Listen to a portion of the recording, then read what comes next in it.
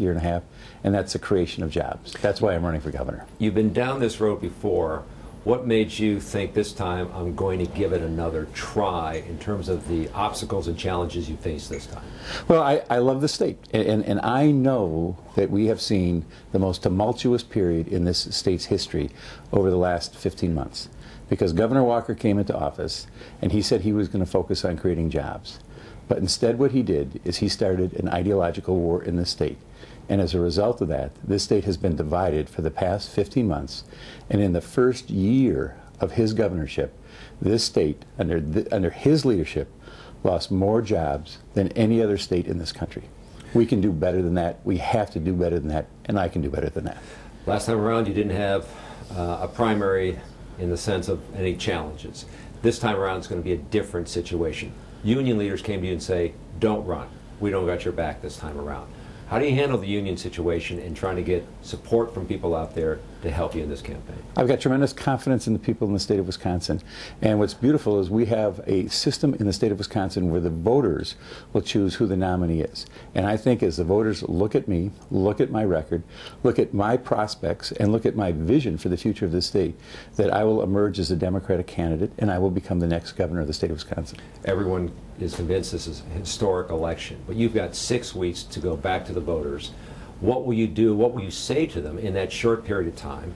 And will you be out there trying to raise money? Do you feel that you're going to be able to spend enough to get your message out? Look, I know that I am going to be outspent. I've been outspent already on many, many different fronts, but I've got confidence in the people of this state. I think the people in this state want a leader who is going to reestablish trust in the state.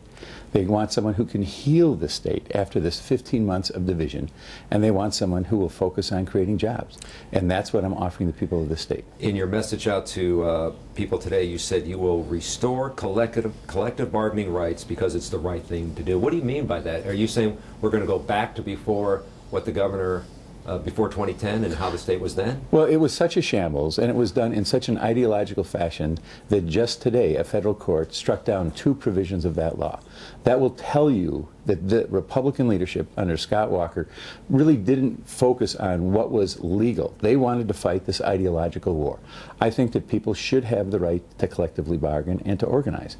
And I will work with legislators from both parties to restore those rights. But do you agree that they should be paying the percentage on pension, percentage on health? You feel all state public employees should be paying that fair share that he called it? Yes, to answer your question, I think that public employees should be paying toward their pension and should be paying towards their health care, something that I began under my leadership in the city of Milwaukee.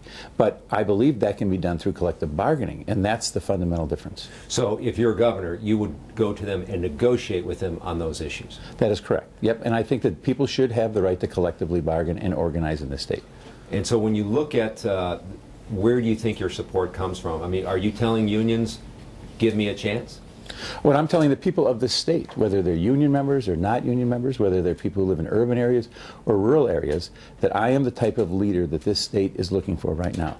Someone who is willing to work with people, someone who is not interested in an ideological war, someone who wants to reach across the aisle, but has core values and is someone who will be truthful to them about the direction that I will take this state. If you were not facing election Tuesday, would you have wanted to get in earlier?